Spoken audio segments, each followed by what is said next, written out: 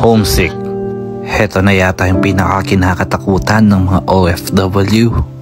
Yung tipong gustong-gusto mo nang umuwi ng Pilipinas pero wala kang magawa dahil sobrang hirap ng buhay. Minsan hindi mo maiwasan na ibaba agad yung tawag nila dyan sa Pilipinas.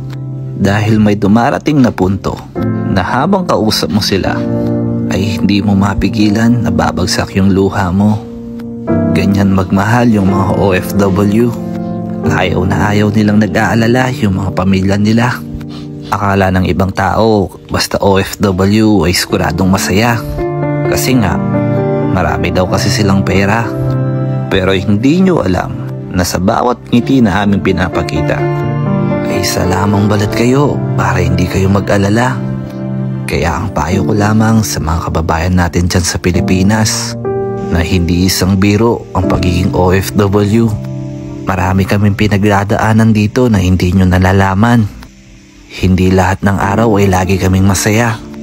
Mas marami yung araw na umiiyak kami dahil sa aming pangungulila. Kaya saludo talaga ako sa mga kapwa ko OFW na kayang tiisin yung ganitong pakiramdam alang-alang sa kanilang mga pamilya. Kaya kayo dyan, kung meron lang kayong kamag-anak na nasa abroad, ingatan nyo yung mga perang pinapadala nila. Dahil hindi biro yung sakit at hirap na nararanasan namin dito. Hindi nyo alam kung gaano namin tinipid yung mga sarili namin para may maipadala lang kami sa inyo.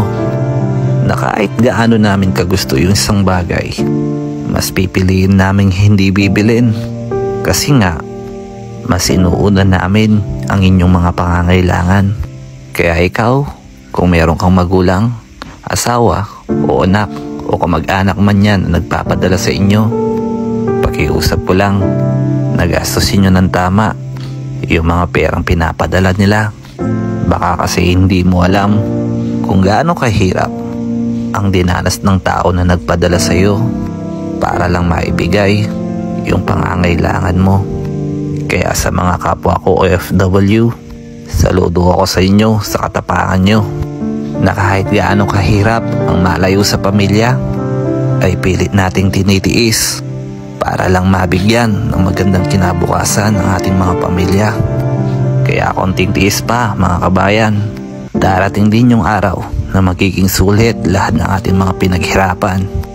At sa mga kababayan ko dyan na nasa Pilipinas, kung meron ka mang pamilya na nasa abroad, kamustahin mo naman siya. Dahil hindi porke laging nakangiti yan ay totoo na.